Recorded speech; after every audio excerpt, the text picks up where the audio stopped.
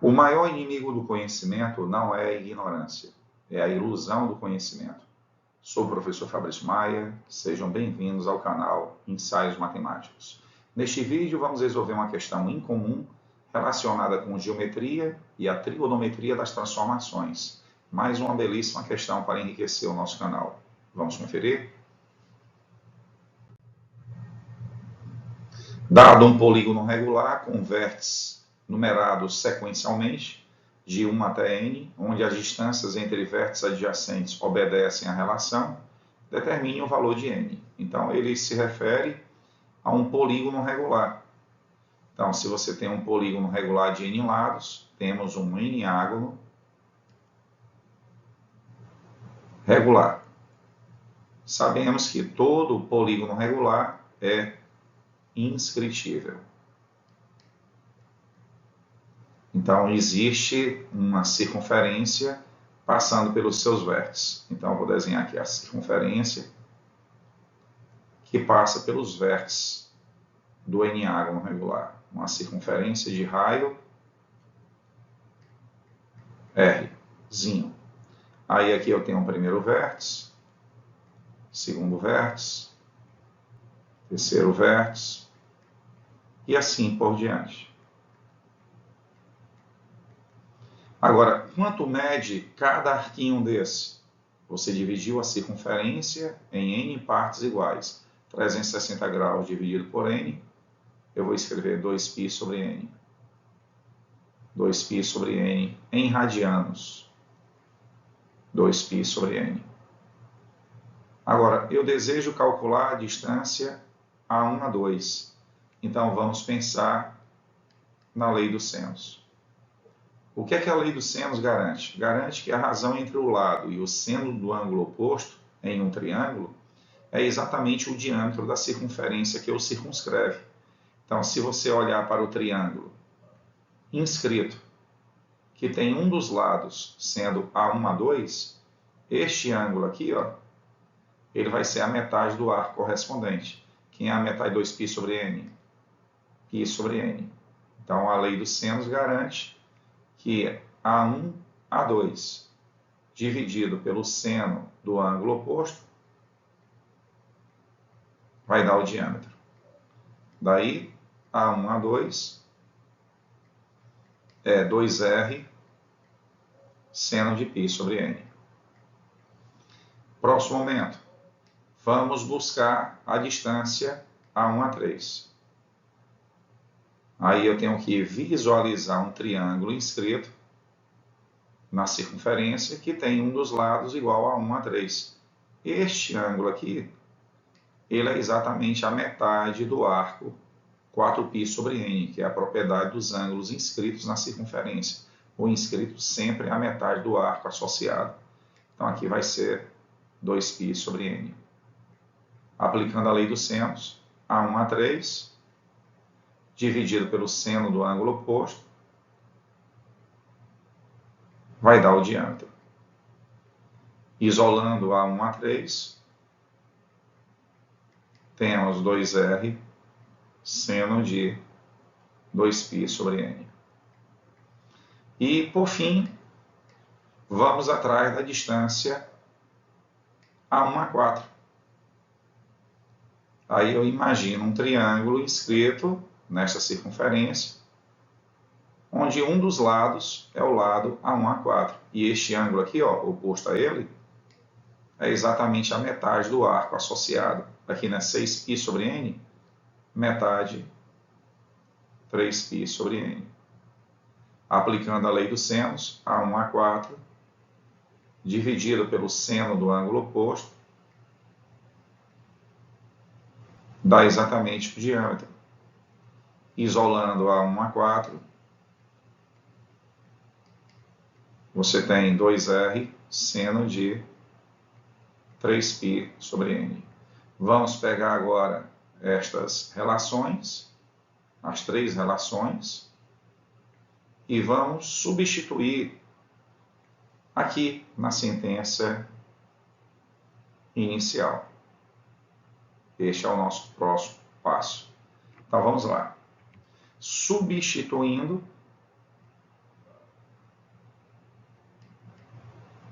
Pense. Você tem 1 dividido por A1A3, que é 2R seno de 2π sobre N. Mais 1 dividido por A1A4, que é 2R seno de 3π sobre N. E do outro lado, 1 dividido por A1A2, que é 2R seno de π sobre N. Aí você tem 2R, 2R e 2R em ambos os membros, em todos os termos. Cancela 2R, 2R, 2R. Agora, eliminando as frações, né, vamos multiplicar tudo pelo produto dos senos. Quando você multiplica tudo pelo produto dos senos, você obtém seno de 3π sobre N vezes o seno de π sobre N, mais seno de 2π sobre N vezes o seno de π sobre N, igual a seno de 3π sobre N vezes o seno de 2π sobre N. O velho MMC, tá ok? Aí agora, pense uma fórmula de Werner que está relacionada com o produto de senos, que é a diferença de cossenos. Quando se tem uma diferença de cossenos, você pode transformar em menos 2 seno seno. Então, eu vou multiplicar tudo por menos 2. Fica menos 2 seno de 3π sobre N, vezes seno de π sobre N, menos 2 seno de 2π sobre N, vezes o seno de π sobre N, menos 2 seno de 3π sobre N, vezes o seno de 2π sobre N. Agora, vamos aplicar Werner, transformando esses produtos em diferença de cossenos. Então, por Werner,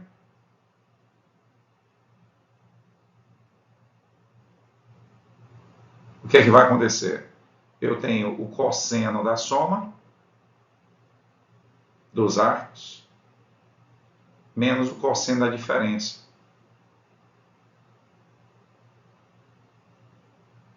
De novo, eu tenho o cosseno da soma dos arcos menos o cosseno da diferença. Do outro lado, eu tenho o cosseno da soma dos arcos menos o cosseno da diferença. Aí facilmente você observa que esse termo aqui negativo, ele aparece aqui. Então podemos cancelar. Aí agora fica cosseno de 4π sobre N mais cosseno de 3π sobre N. Do outro lado, cosseno de 5π sobre N. E este termo negativo, ó, vou jogar para o outro lado, fica mais cosseno de 2π sobre N. E aí vamos aplicar aqui Werner, soma de cossenos. Quando você tem uma soma de cossenos, você pode transformar em 2 cosseno, cosseno. Soma de cossenos, 2 cosseno, cosseno. Quem eu escrevo aqui? A metade da soma dos arcos. E quem eu escrevo aqui? A metade da diferença dos arcos. Então, vamos lá. 7π sobre 2n, que é a metade da soma. E aqui, π sobre 2n. Análogo, no segundo membro, fica 7π sobre 2n. E a metade da diferença, 3π sobre 2n. Aí agora podemos cancelar 2 com 2. E aí você observa facilmente que esses dois fatores são iguais. Então, quando eu passar tudo, né, para o segundo membro, ou então tudo para o primeiro membro, você vai poder evidenciar cosseno de 7π sobre 2n, esse fator cosseno de 7π sobre 2n. Então é o que nós vamos fazer agora. Eu vou jogar tudo para o segundo membro e vou colocar o cosseno de 7π sobre 2n em evidência. Então, evidenciando,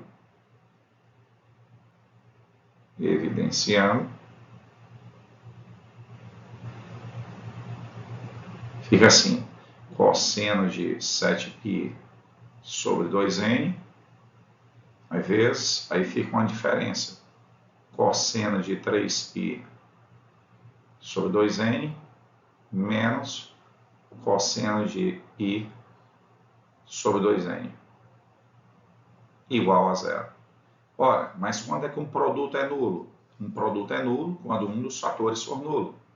Então, esta igualdade vai ocorrer quando o cosseno de 7π sobre 2n for nulo, ou quando este fator aqui for nulo. Mas para este fator ser nulo, basta que esses cossenos sejam iguais. Cosseno de 3π sobre 2n igual ao cosseno de π sobre 2n. Aí daqui você encontra cosseno nulo. Ora, cosseno nulo na vertical. Então, 7π sobre 2n. Na vertical, como é que eu escrevo todos os arcos da vertical? O primeiro de todos eles é π sobre 2. Mas para você obter todos, basta você ficar dando meias voltas, onde esse k para nós é um número inteiro. É assim que a gente costuma, resolver as equações trigonométricas. Tá? Isso aí é o que a gente costuma chamar de solução geral. A solução geral da equação trigonométrica. Então vamos lá.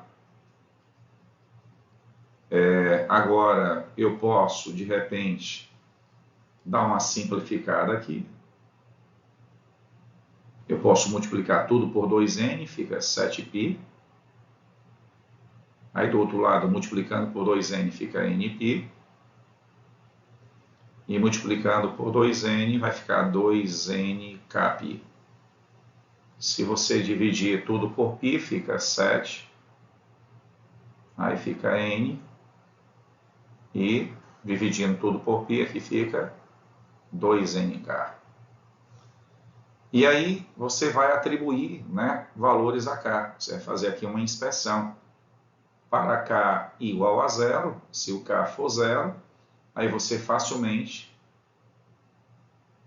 vai obter n igual a 7.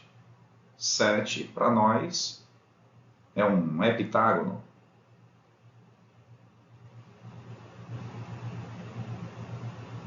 Certo? Aí, mas não existem outras soluções? Não, porque se você faz o k igual a 1, aqui vai ficar 2n mais n, 3n igual a 7. 3n igual a 7 não ocorre nos inteiros. Se o k for 2, você vai ter 4n, 5n igual a 7, também não ocorre nos inteiros. Se o k for 3, aí você vai ter 7n igual a 7, aí o n vai ser 1. O n não pode ser 1, porque o n é o número de lados de um polígono. Então, aqui, você fazendo a inspeção, você só vai obter a solução n igual a 7. Agora, e aqui? Para ocorrer esta igualdade, devido à função cosseno ser par, basta você fazer assim, 3π sobre 2n igual a mais e menos π sobre 2n.